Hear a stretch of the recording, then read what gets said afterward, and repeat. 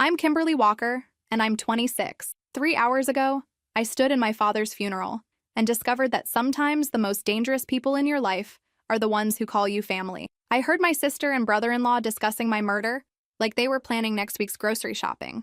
But let me back up a little, because the devil really is in the details. Where are you watching from today?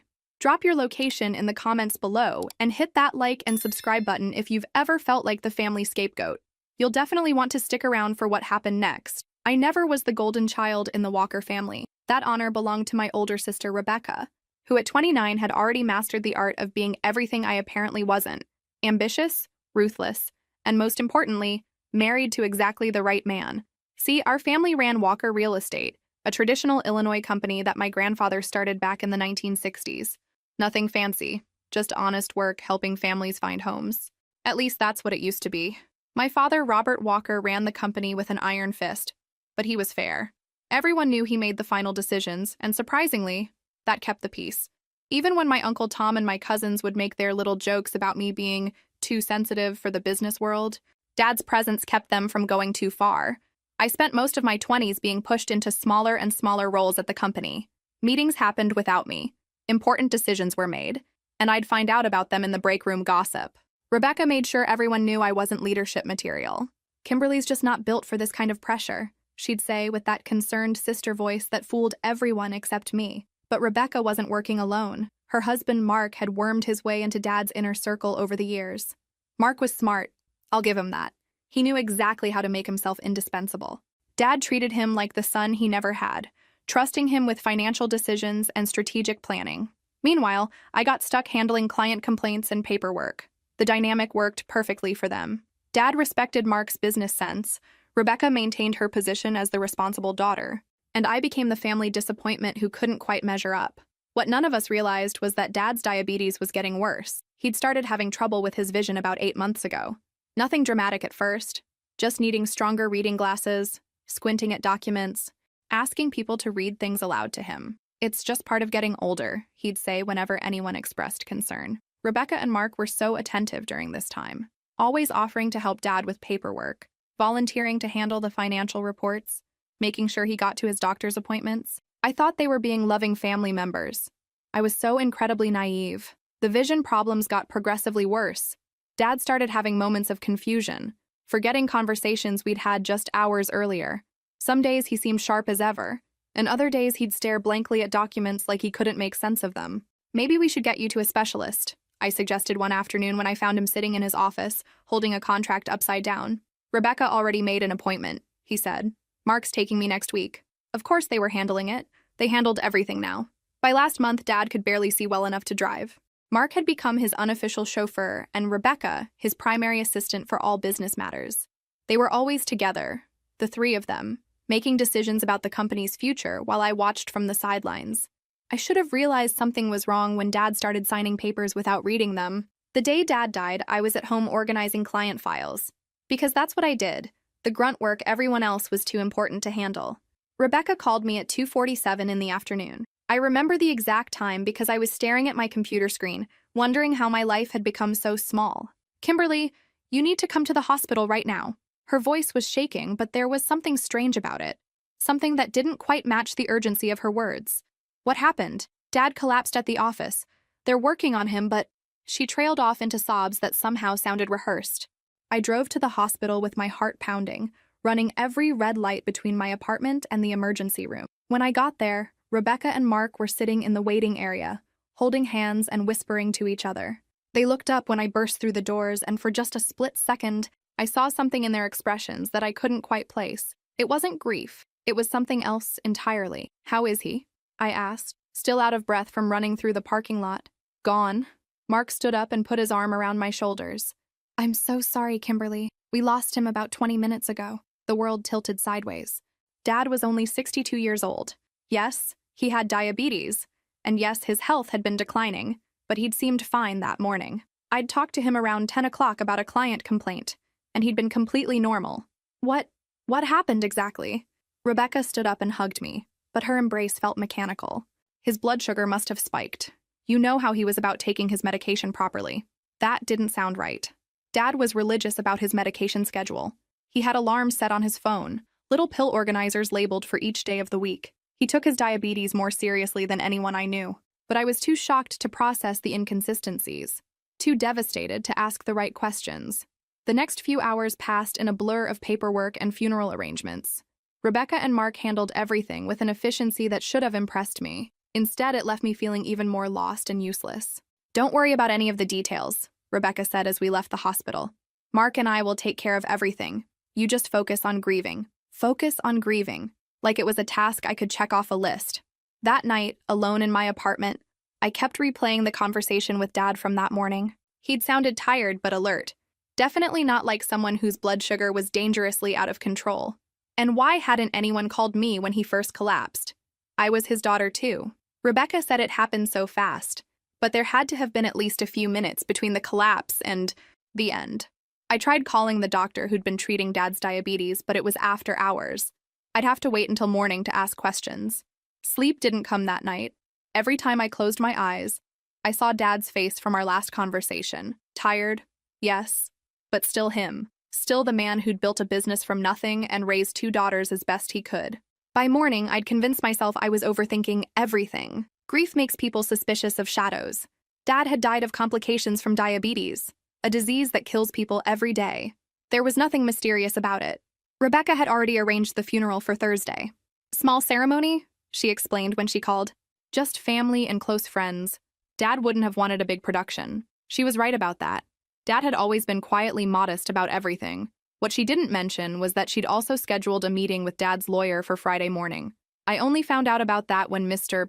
Henderson called to confirm my attendance. "Meeting about what?" I asked. "The will reading, of course. Rebecca said you'd be there." Of course, Rebecca had already known about the will reading. Mark probably knew too. Once again, I was the last to know about something important happening in my own family. But I was about to discover that being left out of family planning was the least of my problems. The funeral was on a Thursday morning in early October. St. Matthew's Episcopal Church was Dad's choice. He'd attended services there sporadically for most of his adult life, usually showing up during Easter and Christmas like a lot of people do. I arrived 30 minutes early, partly out of habit and partly because I needed the quiet time to prepare myself emotionally. The church was empty except for the funeral director making final arrangements near the altar. Dad's casket sat closed at the front of the sanctuary, covered with white lilies and a small arrangement of yellow roses. Rebecca had chosen yellow because they were his favorite, though I honestly couldn't remember Dad ever expressing an opinion about flowers one way or another. People started arriving around 10:30, Dad's business associates, neighbors from the old neighborhood, a few distant relatives I hadn't seen since my college graduation. The turnout was respectable, but not overwhelming, exactly what Dad would have wanted. Rebecca and Mark arrived together, both dressed in perfectly appropriate funeral attire. Rebecca wore a black dress I'd never seen before, probably purchased specifically for the occasion, and Mark had on a charcoal gray suit that made him look like he'd stepped out of a business magazine.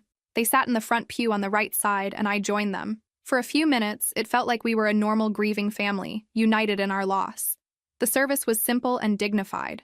Pastor Williams, who'd known Dad for about 15 years, spoke about his dedication to family and community. A colleague from the real estate association shared a story about Dad helping a young couple find their first home during a difficult financial time. I managed to hold myself together through most of it. Even when they played Amazing Grace, which had been Mom's favorite hymn before she died when I was 16, I kept my composure. But when Pastor Williams invited anyone who wanted to share memories to come forward, I felt my control starting to slip. I should say something. I was his daughter. I had 26 years of memories with this man, yet I couldn't make myself stand up. What would I say? That he'd been distant but kind? That he'd worked too much but always made sure I had what I needed? That he'd been disappointed in me but never cruel about it? Rebecca must have sensed my hesitation because she squeezed my hand. "It's okay," she whispered. "You don't have to."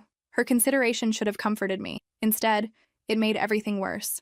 I was such a mess that my sister had to give me permission to grieve properly. As the service ended and people started filing out to their cars for the cemetery portion, I felt a wave of dizziness hit me like a freight train. The church suddenly felt stuffy and overcrowded. The scent of lilies, which had been subtle before, now seemed overwhelming. "I need some air," I mumbled to Rebecca. "The bathroom's right down that hallway," she said, pointing toward a side corridor. "Take your time." I stumbled toward the restroom, my vision getting spotty around the edges. This was exactly what I didn't want to happen, falling apart in public, being the daughter who couldn't handle her father's funeral. The ladies' room was mercifully empty. I splashed cold water on my face and gripped the sides of the sink, trying to regain my composure. The dizziness was probably just stress and grief. I hadn't eaten much in the past few days, and I'd been surviving on coffee and anxiety. Just breathe, I told myself. Get through the cemetery, get through the reception, and then you can go home and fall apart in private. But as I was preparing to leave the bathroom, I heard voices in the hallway outside. Rebecca and Mark, talking in hushed but animated tones. Went exactly as planned, Mark was saying. Thank God the autopsy didn't find anything, Rebecca replied. I was worried about the medication switch. My hand froze on the door handle. Medication switch?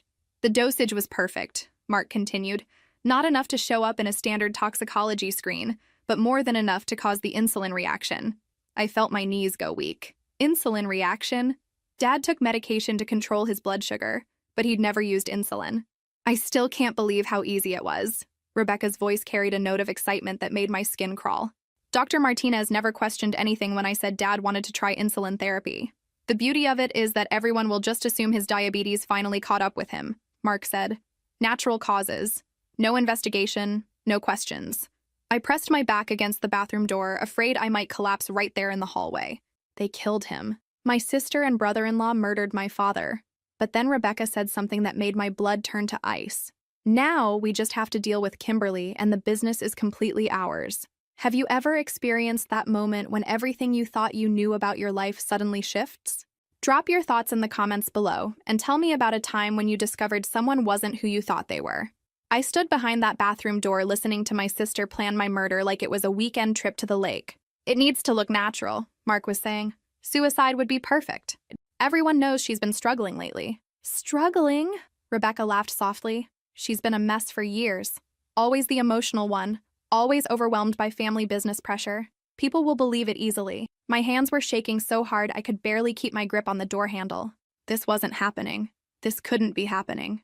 We just need to wait a few weeks, Mark continued. Let her get deeper into the grieving process. Maybe she starts drinking too much, stops taking care of herself. Then one night, she takes too many sleeping pills.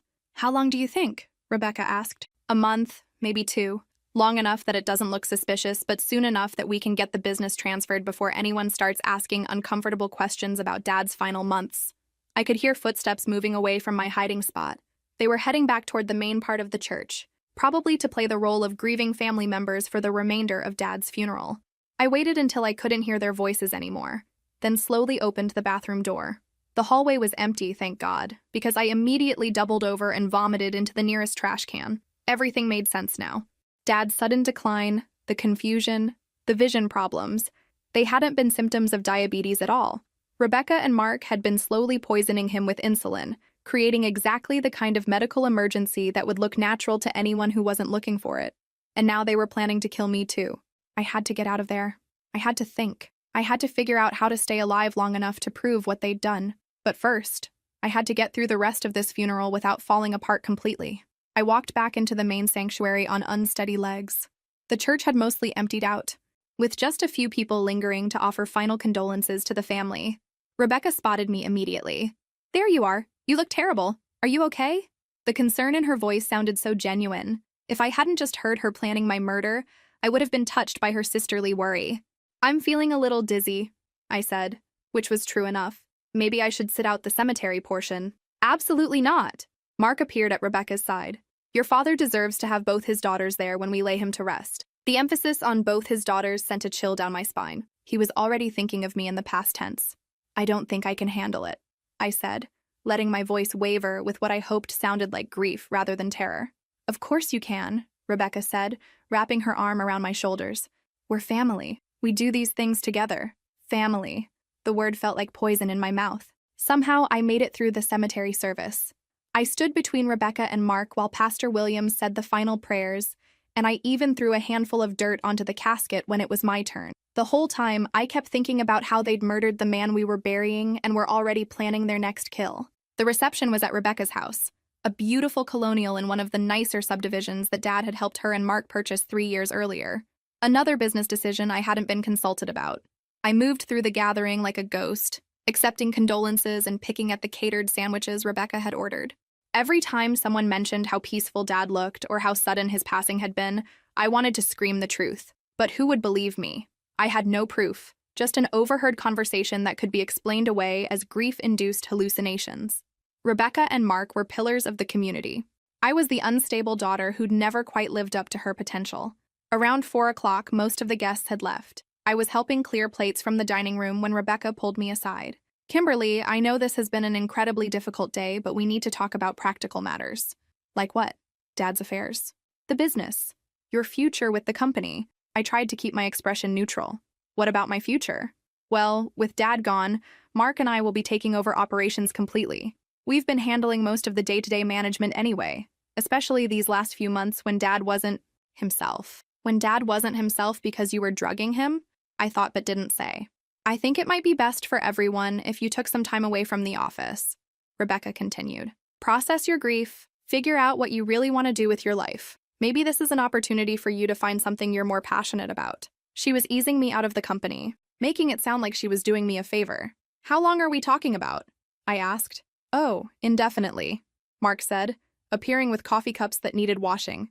"Rebecca and I have discussed this extensively, and we really think Walker Real Estate needs a new direction. More aggressive marketing, expanded digital presence, that kind of thing.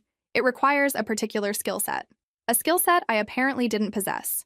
"I understand," I said, because what else could I say? Fighting them on this point would only accelerate their timeline for getting rid of me permanently.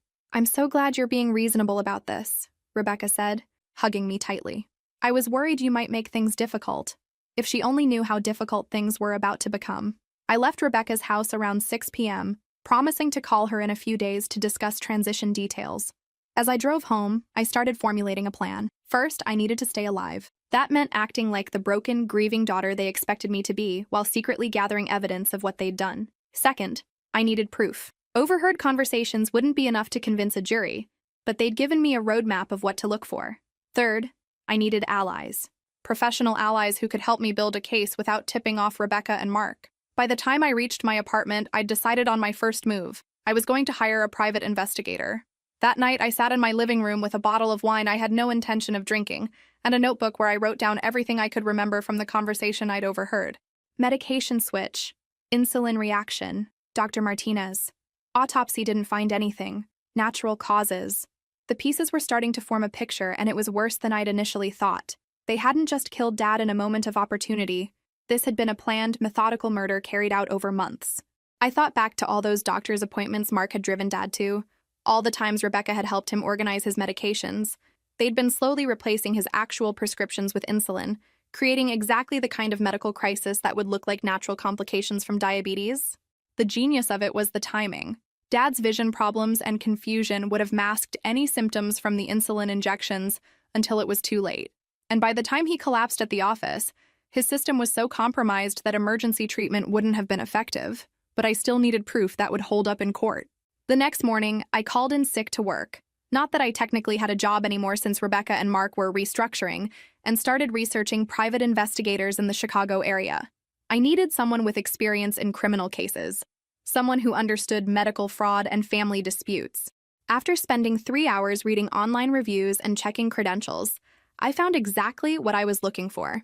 James Malloy had been a Chicago police detective for 15 years before starting his own investigation firm. His website showed experience with insurance fraud, medical malpractice, and what he delicately termed domestic criminal matters. I called his office at 10 a.m. and explained that I needed to discuss a potential wrongful death case involving family members. His assistant scheduled me for that afternoon. Malloy's office was in a converted warehouse in a gentrifying neighborhood on the south side.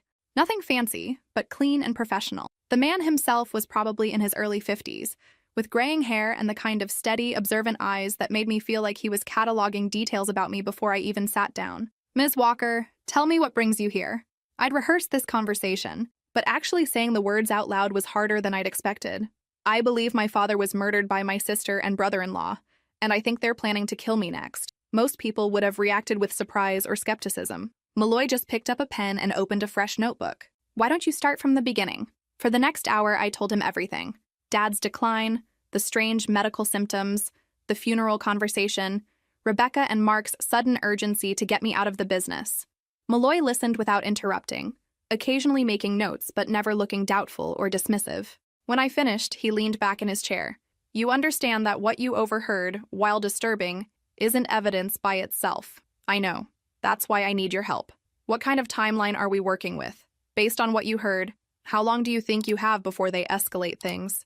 I'd been thinking about that constantly. They said a month or two, long enough that my death won't look connected to Dad's, but soon enough to get control of the business before anyone starts asking questions. That gives us some time, but not much. Malloy consulted his calendar. I can start immediately, but I'll need you to do exactly what I tell you, when I tell you to do it. Can you handle that? Yes. First thing, you need to act completely normal.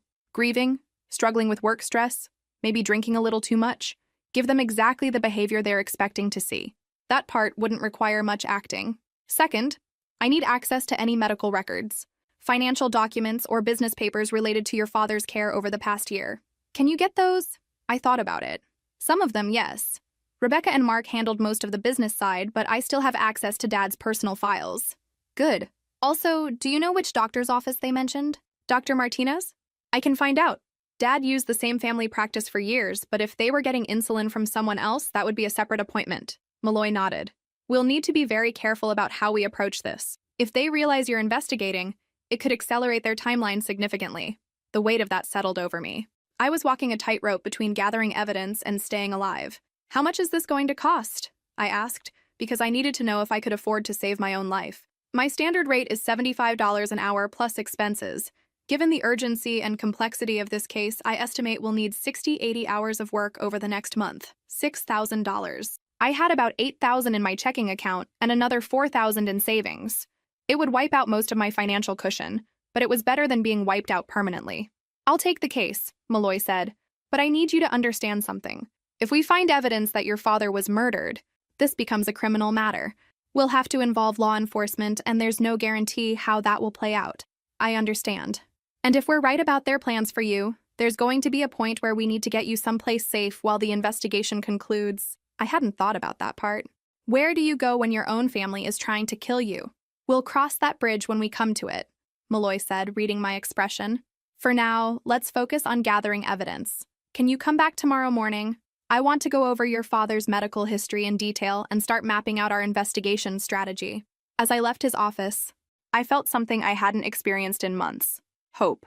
For the first time since Dad's death, I wasn't completely alone in this, but I also felt the weight of what I was about to undertake.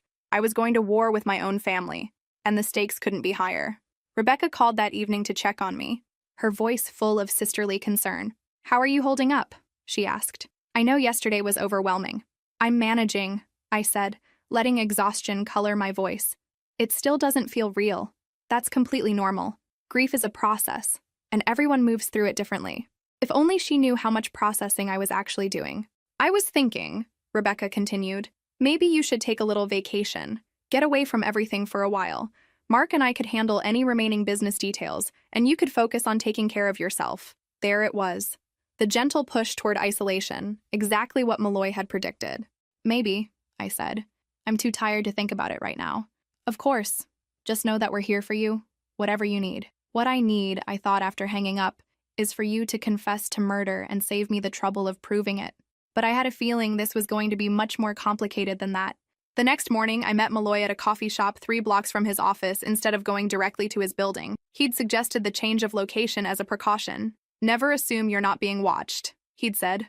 I brought a file folder containing everything I'd been able to gather from Dad's home office. Medical appointment cards, insurance statements, prescription receipts, and business correspondence from the past year. This is perfect, Malloy said, flipping through the papers. Look at this. He pulled out a prescription receipt dated 6 weeks before Dad's death. Instead of Dad's usual family doctor, Dr. Peterson, this one was from Dr. Elena Martinez at Chicago Endocrine Associates. That's the name from the conversation, I said. Right, and look at what was prescribed. I leaned closer to read the receipt. Insulin glargine, 10 ml vial, quantity, 3. Dad never used insulin, I said. His diabetes was controlled with oral medication. According to this, he was prescribed enough insulin to last almost 2 months. For someone who's never used it before and doesn't have proper training on dosage, Malloy's voice trailed off. They could have easily given him too much, or given it to him without his knowledge. Insulin is clear and can be injected into food or drinks in small amounts over time. I felt sick thinking about it. All those family dinners at Rebecca's house. All the times Mark had brought Dad coffee at the office. They'd been slowly poisoning him, and everyone had attributed his declining health to the progression of his diabetes. "We need to talk to Dr. Martinez," I said. "We will, but carefully. If she was complicit in this, approaching her directly could warn Rebecca and Mark that someone's investigating." Malloy pulled out his phone and made a note. "I have a contact at Chicago PD who owes me a favor. He might be able to run an informal check on Dr. Martinez's practice, see if there have been any complaints or unusual prescribing patterns. What do I do in the meantime?" "Keep playing your role. Grieving daughter, struggling with the loss, maybe having some trouble functioning, but I also need you to do something that's going to be difficult." I waited. "I need you to get closer to Rebecca and Mark. Spend time with them. Let them think you're becoming more dependent on their support. People make mistakes when they feel safe, and right now they think they've gotten away with murder." The thought of spending time with Dad's killers made my stomach turn, but I understood the logic. "They mentioned something about transferring business assets," I said. "Maybe I should ask Rebecca about that. Act like I'm worried about my financial future." "That's perfect. Show them you're vulnerable and concerned about money. It'll reinforce their belief that you're not a threat."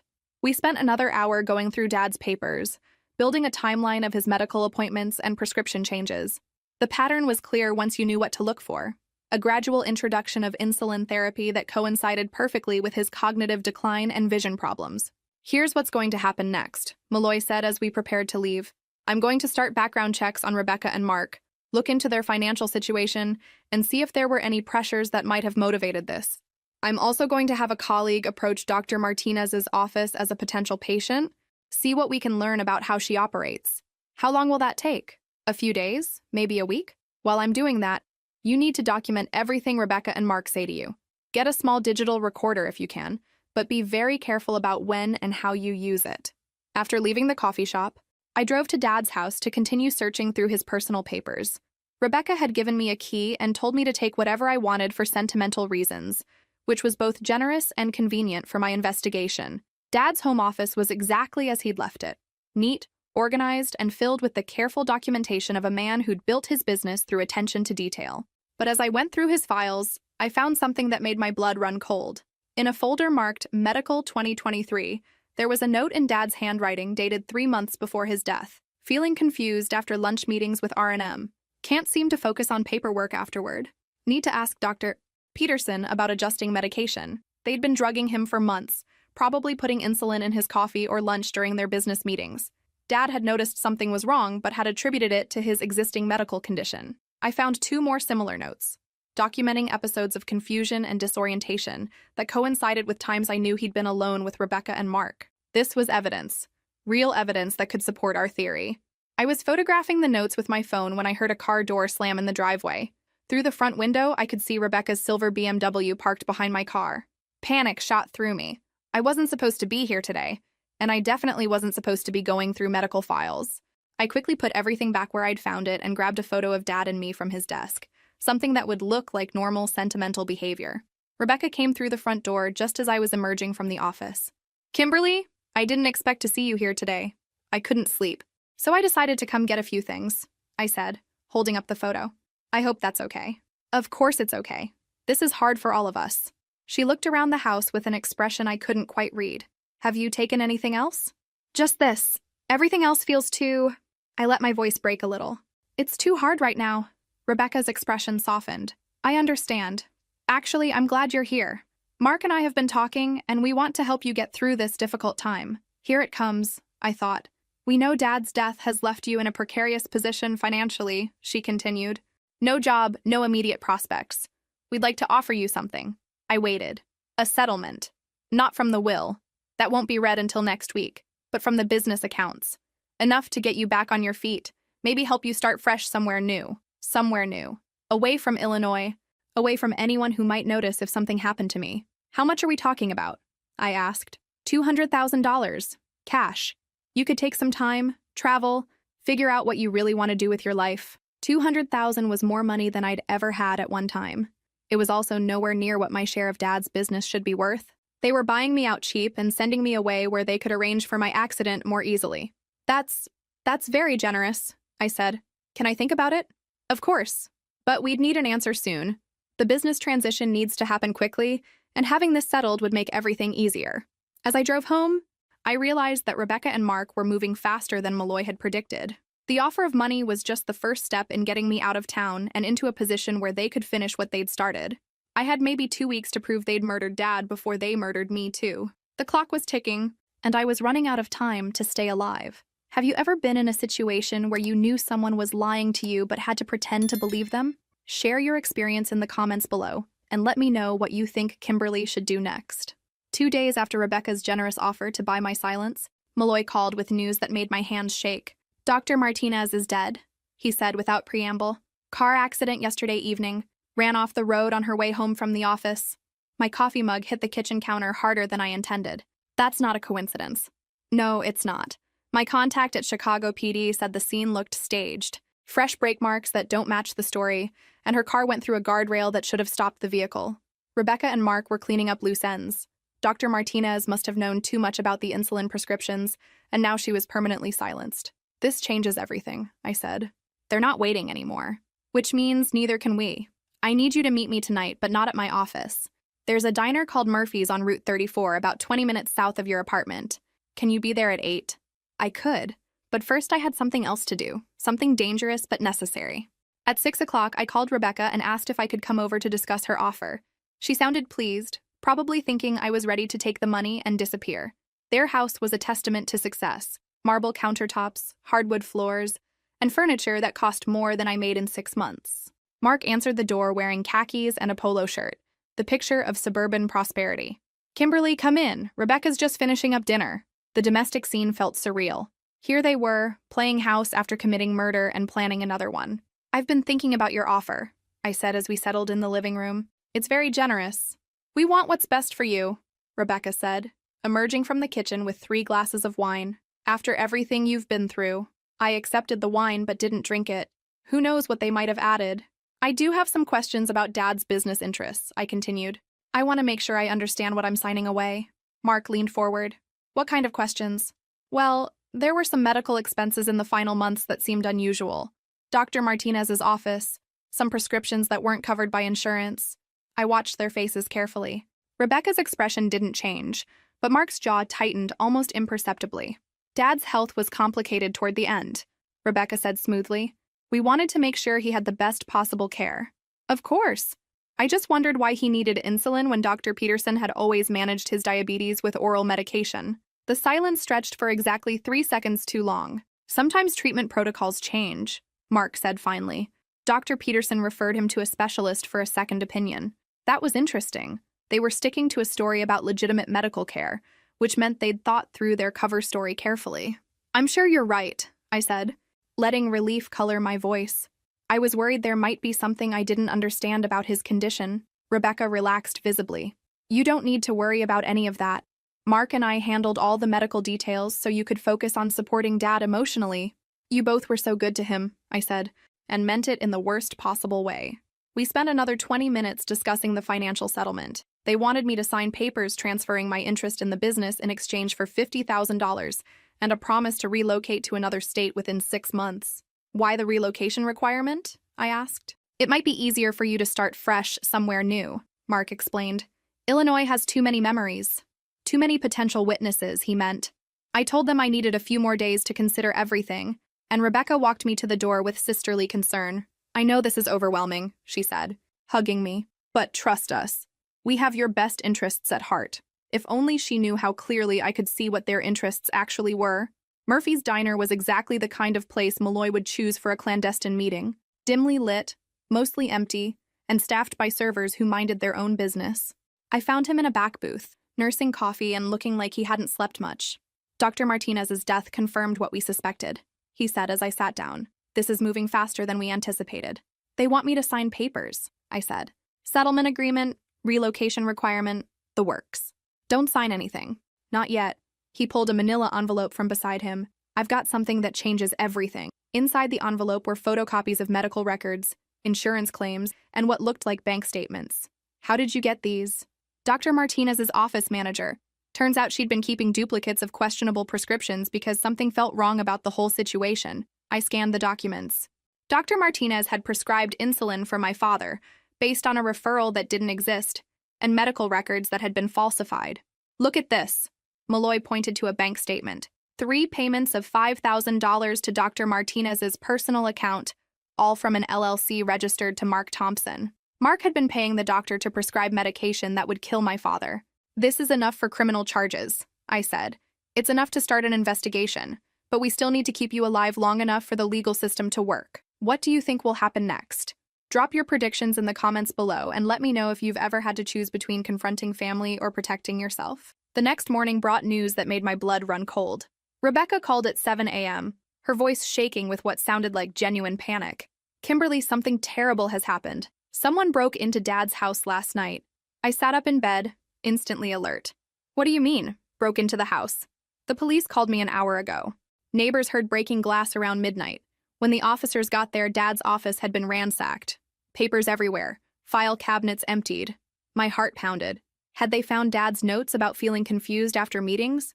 The medical files I'd photographed? "Did they take anything valuable?" I asked. "That's the strange part. The TV was still there. Mom's jewelry box was untouched. Whoever did this was only interested in papers and documents." Rebecca was fishing, trying to figure out if I knew anything about what the burglars might have been looking for. "Maybe someone thought Dad kept cash in the office," I suggested. "Maybe. But Kimberly, I'm worried this might be connected to business competitors or disgruntled clients. Maybe it's not safe for you to be involved with the company right now." There it was, the gentle push toward accepting their settlement and disappearing. "You think someone would target me? I don't want to find out. Mark and I think you should seriously consider our offer. Get out of Illinois. Start fresh somewhere safe." After hanging up, I called Malloy immediately. When I explained about the break-in, he was quiet for a long moment. "They're looking for evidence," he said finally. "Something spooked them, and now they're trying to clean up anything that might connect them to your father's death." "Does this mean they know I'm investigating?" "Not necessarily. It could just be general paranoia. But we need to assume the worst and act accordingly." "What do you mean?" "I mean you can't go home tonight. Or any night for the foreseeable future." The reality hit me like a freight train. I was homeless now, a refugee from my own family. Malloy arranged for me to stay in an extended stay hotel under an assumed name, Sarah Mitchell, according to the fake ID he provided. Apparently, private investigators had more resources than I'd realized. "How long will I have to live like this?" I asked as we sat in the hotel's lobby that evening. "Until we have enough evidence to arrest Rebecca and Mark? Or until we can get you into witness protection?" Witness protection? The phrase sounded like something from a crime show, not my actual life. "If this goes to trial, you'll be the state's primary witness. Your testimony about the conversation you overheard, combined with the medical evidence and financial records, should be enough to convict them." "Should be?"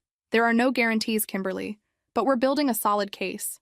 That night, alone in a sterile hotel room, I realized how completely my life had been turned upside down.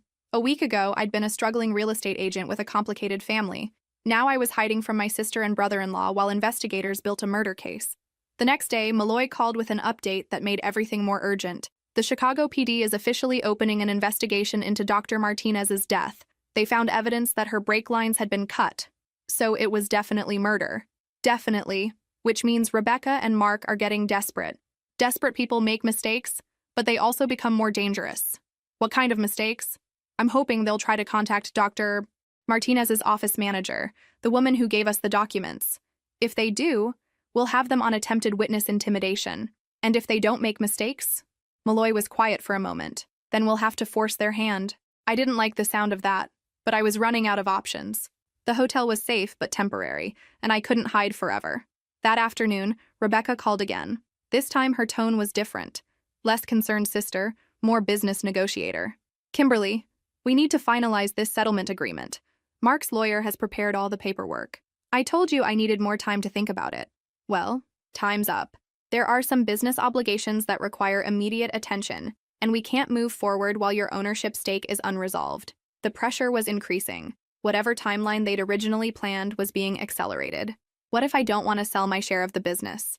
The silence on the other end of the line lasted just long enough to be threatening. "That would be unfortunate," Rebecca said finally. "Dad built this company for the family, and family members who can't contribute should step aside gracefully. And if I don't step aside gracefully, then we'll have to explore other options." Other options, like the kind of car accident that had killed Dr. Martinez. "I need 1 more week," I said. "You have 3 days, Kimberly. After that, we'll have to make some difficult decisions about the future of this family." After she hung up, I stared at my phone for a long time. 3 days. In 72 hours, Rebecca and Mark would stop pretending to care about my well-being and start actively trying to kill me. I called Malloy and told him about the deadline. 3 days, he said. That's not much time. Is it enough? It's going to have to be. Tomorrow morning, we're going to set a trap for your loving family. Are you ready to find out just how far they're willing to go? I thought about my father, slowly poisoned by the people he trusted most. I thought about Dr. Martinez, murdered to cover up their crime. I thought about the choice between risking everything to seek justice or spending the rest of my life looking over my shoulder. I'm ready, I said. It was time to stop running and start fighting back. Malloy's trap was elegant in its simplicity. I would call Rebecca and tell her I'd found something in Dad's papers that proved she and Mark had been stealing from the business. I'd claim to have documents that could send them to prison for embezzlement. But embezzlement isn't what they're guilty of, I said as we prepared for the call. No, but they don't know what you actually found. They'll assume you discovered financial irregularities and missed the medical evidence. People tend to confess to lesser crimes to avoid greater ones. The plan was to arrange a meeting where I'd supposedly hand over the documents in exchange for a larger settlement. Malloy would be recording everything from a surveillance van, and Chicago PD would be standing by. What if they just try to kill me during the meeting? They won't. Too public, too risky. They'll want to see what evidence you have first, then they'll try to eliminate both you and the documents afterward. I made the call from Malloy's office, my hands shaking as I dialed Rebecca's number. I found something in Dad's files, I said without preamble when she answered. What kind of something? Bank statements, canceled checks, some very interesting financial records. It looks like someone's been siphoning money from the business for months. I could hear Rebecca breathing on the other end of the line. Kimberly, what exactly are you implying? I'm not implying anything. I'm stating facts. $50,000 in unauthorized withdrawals, all signed by either you or Mark. You don't understand what you're looking at. Those transactions were legitimate business expenses. Really? Because the memo lines say things like personal vehicle payment and home renovation costs. Another long pause. When Rebecca spoke again, her voice was carefully controlled. Where are you? We need to discuss this face to face. I don't think so. I think I need to take these documents to a lawyer. Wait. Don't do anything hasty. If there are financial irregularities, we can resolve this within the family. How? Meet with us. Tonight. Bring whatever you found and we'll explain everything. I'm sure there's a reasonable explanation. I looked at Malloy, who nodded. Where? I asked. The office. 7 o'clock. Just the three of us. No lawyers. No drama. Fine. But Rebecca, if this isn't what it looks like, you better have a very good explanation. We will. And Kimberly, don't mention this to anyone else until after we talk. Please. After I hung up, Malloy checked his recording equipment one more time. Beautiful work. You sounded genuinely angry and confused. I am genuinely angry. Just not about embezzlement. That evening, I drove to Walker Real Estate feeling like I was heading to my own execution. The office building looked different in the fading light. Less like the family business where I'd grown up and more like the site of an impending confrontation. Malloy's van was parked across the street, disguised as a heating repair service. I wore a tiny microphone taped under my shirt and carried a briefcase full of fake financial documents that Malloy had prepared. Rebecca and Mark were waiting in the conference room. Rebecca looked nervous, but Mark seemed oddly calm for someone about to be accused of embezzlement. When he spoke, his voice had that cold edge I'd noticed more often lately. Even Rebecca seemed to tense when he used that tone. Show us what you found, he said without bothering with pleasantries. I opened the briefcase and spread the fake documents across the conference table. Bank statements with highlighted entries, canceled checks, financial summaries that painted a picture of systematic theft. Mark studied the papers for about 30 seconds before he started laughing. This is what has you so upset? He said. Financial records from a business you don't even understand? I understand theft when I see it. You understand nothing, Rebecca snapped, her mask finally slipping. You never understood this business. Never understood what it takes to run a real company. I understand $50,000 in unauthorized withdrawals. Mark leaned back in his chair, still smiling. Kimberly, those weren't unauthorized. Your father approved every single transaction. Dad never would have approved personal expenses being paid from business accounts. Your father approved a lot of things in his final months, Rebecca said. His judgment wasn't exactly reliable. There it was, an admission that they'd been taking advantage of Dad's compromised mental state. His judgment was fine, I said. Was it? Mark pulled out his phone and showed me a series of text messages. These are from your father, authorizing various expenditures. All time-stamped, all legitimate. I looked at the messages. They were from Dad's phone number, but something about the language seemed wrong. Dad never texted like this, I said. He always called for business matters. People change their habits, Rebecca said, especially when they're not thinking clearly. You mean when they're being drugged? The words hung in the air like a bomb waiting to explode. Rebecca's face went white, and Mark's smile disappeared entirely. What did you just say? Mark's voice was deadly quiet. I said you were drugging him with insulin, slowly poisoning him over months until his system finally couldn't take it anymore. Rebecca stood up so quickly her chair fell backward. You're insane. You're having some kind of breakdown. Dr. Martinez prescribed insulin for a man who didn't need it, based on falsified medical records. 3 payments of $5,000 each from your personal account, Mark. Mark's face had gone completely expressionless. When he spoke, his voice was different, colder than I'd ever heard it. You don't know what you're talking about. I know you killed my father. And I know you're planning to kill me, too. That's when Mark reached into his jacket and pulled out a gun. The conference room went dead silent except for the hum of fluorescent lights overhead. Mark held the gun casually, like it was a normal business accessory. Well, he said, this is unfortunate. Rebecca stared at her husband in shock. Mark, what are you doing? Cleaning up your mess, he replied without taking his eyes off me. Your sister knows too much. You brought a gun to our family business? I've been carrying it for weeks ever since Dr. Martinez started asking too many questions. Mark's voice was matter of fact, like he was discussing the weather. Insurance policy. I kept my hands visible and tried to stay calm. Malloy was listening to everything, but the police couldn't storm in without putting me in more danger. Rebecca, I said carefully, you need to think about what's happening here. Shut up, Mark snapped. Rebecca, go lock the front door and turn off the lights. Make it look like we're closed. Mark, we can't. We can't shoot my sister. We can and we will unless you have a better idea for dealing with this situation. Rebecca looked back and forth between us, and I could see her calculating. She'd committed murder once already. What was one more? There has to be another way, she said finally. Like what? She knows about the insulin. She knows about Dr. Martinez. And apparently she's been investigating us long enough to find financial records. Mark gestured with the gun.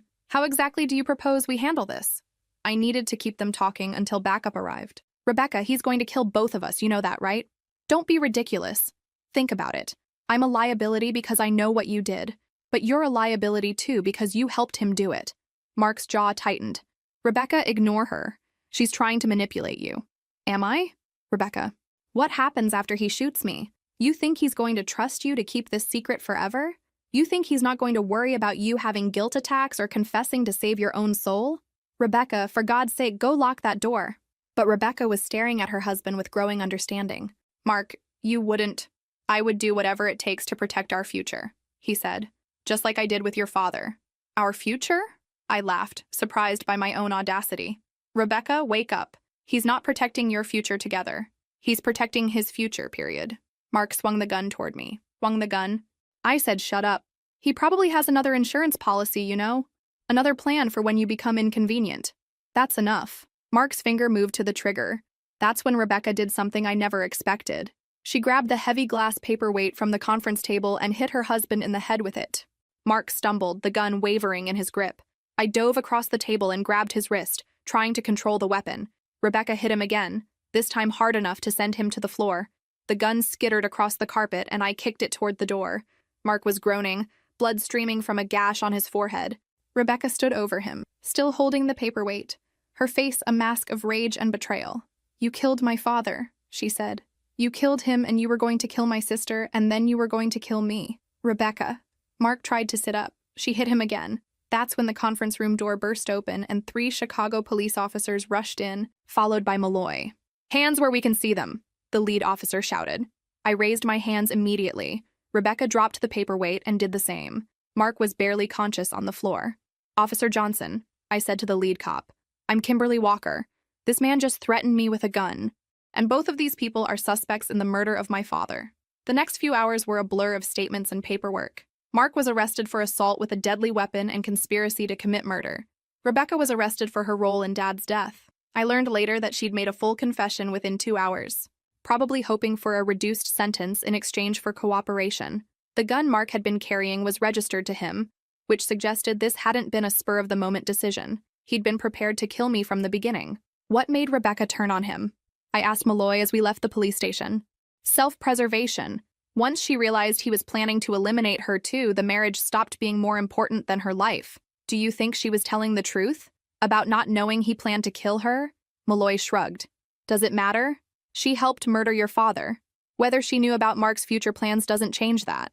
He was right. Of course. Rebecca's last-minute crisis of conscience didn't absolve her of Dad's death, but it had saved my life. 6 months later, I sat in a Chicago courtroom listening to a prosecutor explain to 12 jurors exactly how my sister and brother-in-law had committed murder. The trial had been delayed twice while both sides prepared their cases, giving me time to rebuild some semblance of a normal life. I'd moved to a different apartment, started seeing a therapist, and tried to process the fact that my entire family structure had been built on lies. Rebecca had pleaded guilty to voluntary manslaughter in exchange for testifying against Mark, who was facing charges of first-degree murder, conspiracy, and attempted murder. Her lawyer had argued that she'd been manipulated by an abusive husband, but the financial evidence suggested she'd been a willing participant in the planning stages. Mark's defense strategy was to blame everything on Rebecca, claiming he'd been an innocent husband who'd discovered his wife's crimes too late to stop them. Neither story was entirely true, but that's what trials are for, sorting through competing narratives to find something resembling justice. I was the prosecution's key witness, the person who'd overheard the conversation that started the investigation. For 3 hours, I sat on the witness stand and recounted every detail of that horrible day at Dad's funeral. Ms. Walker, the prosecutor asked, when you heard the defendants discussing your father's death, what was your immediate reaction? I realized they had murdered him, I said, and I realized I was probably next. Mark's lawyer objected, claiming my testimony was speculation rather than fact. But the medical evidence backed up everything I'd overheard. Dr. Martinez's office manager testified about the falsified medical records and the payments Mark had made for insulin prescriptions. A forensic accountant explained how they'd been stealing from the business to finance their lifestyle upgrades. The coroner who'd performed Dad's autopsy testified about elevated insulin levels that were consistent with intentional overdose. Most damaging of all was the recording Malloy had made of our final confrontation. The jury heard Mark threaten me with a gun and essentially confessed to murdering Dad. Rebecca's testimony was devastating to her husband's defense. She explained how Mark had gradually convinced her that Dad was becoming incompetent and that they needed to take control of the business before he ruined everything. At first, we were just going to wait for him to retire, she said from the witness stand. But Mark said we couldn't afford to wait. He said Dad was making terrible business decisions that would bankrupt us all. When did the plan change from waiting to actively harming your father? The prosecutor asked. Mark started talking about how easy it would be to adjust Dad's medication. He said it would just speed up the natural progression of his diabetes, make him incompetent faster so we could take control legally. And you agreed to this? Rebecca's voice broke. I thought we were just going to make him confused enough that he'd agree to retire. I didn't know Mark was planning to kill him. That part was probably true. Rebecca was selfish and greedy, but I don't think she'd set out to become a murderer. Mark, on the other hand, had planned everything methodically. The jury deliberated for 2 days before returning with their verdict. Mark Thompson was found guilty of first-degree murder, conspiracy to commit murder, attempted murder, and financial fraud. He was sentenced to life in prison without the possibility of parole. Rebecca Walker Thompson was sentenced to 15 years for voluntary manslaughter and conspiracy. As the judge read the sentences, I felt something I hadn't expected. Not satisfaction, but sadness. These people had been my family, flawed and dysfunctional, but still family. Now they were criminals who would spend the best years of their lives in prison. But Dad was still dead, and nothing was going to change that. After the trial, I inherited Walker Real Estate completely. The business that had been slowly stolen from me was now entirely mine to do with as I pleased. I sold it within a month. The money from the sale, combined with Dad's life insurance and personal assets, left me financially secure for the first time in my adult life. I could have stayed in Illinois, started over with a new business, tried to rebuild some connection to the community where I'd grown up. Instead, I moved to Colorado. Denver seemed like the right choice, far enough from Illinois to escape the constant reminders of what had happened, but not so far that I felt completely disconnected from everything familiar. I used part of the money to start a small consulting business, helping family-owned companies navigate succession planning and conflict resolution. It was ironic, considering my own family's spectacular failure, but I'd learned a lot about what not to do. The therapy helped. Dr. Sandra Martinez, no relation to the murdered doctor, specialized in trauma and family betrayal. She helped me understand that grieving the loss of my family structure was just as legitimate as grieving Dad's death. You didn't just lose your father, she explained during one session. You lost your entire understanding of who these people were and what your relationships meant. That was exactly right. I hadn't just discovered that Rebecca and Mark were murderers. I'd discovered that every family interaction I'd had for months had been based on lies. Every conversation, every shared meal, Every expression of concern had been part of an elaborate performance while they planned my death. Learning to trust my own judgment again took time. But slowly, carefully, I started building a new life that didn't revolve around family obligation or fear of betrayal. 5 years after the trial, I got a letter from Rebecca. She was serving her sentence at Logan Correctional Center in central Illinois, and apparently she'd been thinking about our relationship. The letter was 5 pages of handwritten apology, explanation, and requests for forgiveness. "I know you have no reason to believe me," she wrote, "but I never intended for things to go as far as they did. Mark convinced me that Dad was going to destroy everything our family had worked for, and I let my fear override my moral compass." She went on to explain that she'd been in therapy herself, working through issues of self-worth and control that had made her vulnerable to Mark's manipulation. She claimed to have found God in prison and to be genuinely remorseful for her actions. "I know I can never undo what I did to our father, or the pain I caused you," the letter continued, "but I hope that someday you might be able to forgive me, not for my sake, but for yours." I read the letter 3 times before deciding what to do with it. Then I threw it away. Not because I couldn't forgive Rebecca. That was a process I was still working through with Dr. Martinez's help. But because forgiveness didn't require maintaining a relationship with someone who'd proven herself capable of murder. Rebecca had made her choices. Dad was still dead because of those choices, and I'd spent 5 years learning to live with the consequences. Nothing in her letter changed those fundamental facts. Some relationships can't be repaired, no matter how much therapy and time are involved. Mark never wrote to me, which was probably wise. His appeals had been unsuccessful, and he was settling into a life sentence with the kind of resignation that suggested he finally understood the scope of his crimes.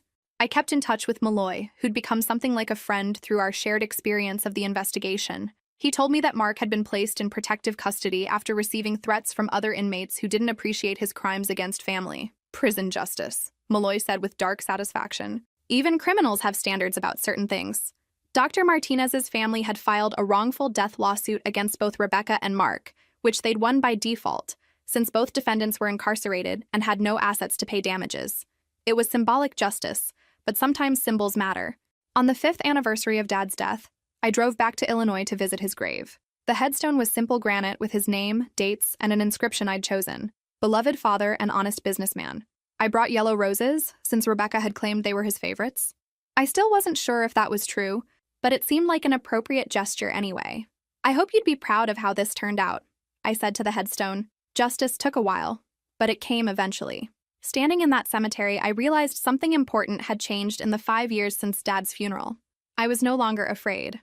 Not of being alone, not of making decisions without family approval, not of trusting my own judgment when something felt wrong. Rebecca and Mark had taken my father and my sense of safety, but they hadn't broken my spirit. If anything, they'd forced me to discover strength I didn't know I possessed. The consulting business was growing steadily, and I'd recently hired 2 employees to help with the increased workload. My specialty was family business mediation, helping resolve conflicts before they escalated to the level of violence or criminal behavior. I was also dating someone. David was a forensic accountant I'd met through work, someone who understood complicated family dynamics and the importance of clear documentation in business relationships. He knew about my history, and he admired how I'd handled an impossible situation. "You survived something that would have destroyed most people," he'd told me early in our relationship. "That's not just impressive, it's inspiring." 5 years ago, I'd been a struggling real estate agent overshadowed by her successful sister and overlooked by her family. Today, I was a business owner, a survivor, and a woman who'd learned to value her own judgment over others' approval. The transformation hadn't been easy, but it had been necessary. As I left the cemetery that day, I made myself a promise. I would never again ignore my instincts about people's behavior, never again sacrifice my safety for someone else's comfort, and never again accept being treated as less important than other family members. Rebecca and Mark had taught me a valuable lesson about the difference between family obligation and self-preservation. Sometimes the people who claim to love you are the ones you most need protection from. But they'd also taught me something else, that survival isn't just about staying alive. It's about building a life worth living after you've escaped the people trying to destroy you. Standing in the Colorado sunshine outside my new home that evening, I felt something I hadn't experienced in years: genuine happiness. Not the desperate hope for family approval I'd clung to for decades, but actual contentment with the life I'd built for myself. Dad would have been proud of that too. If this story resonated with you, make sure to like and subscribe for more stories about overcoming family betrayal and finding strength in impossible situations. Have you ever had to choose between family loyalty and self-preservation? Share your experience in the comments below. Your courage might inspire someone else who's facing a similar situation. Remember, you deserve better than people who see you as disposable, even if those people are family. Trust your instincts, protect yourself, and never apologize for choosing to survive.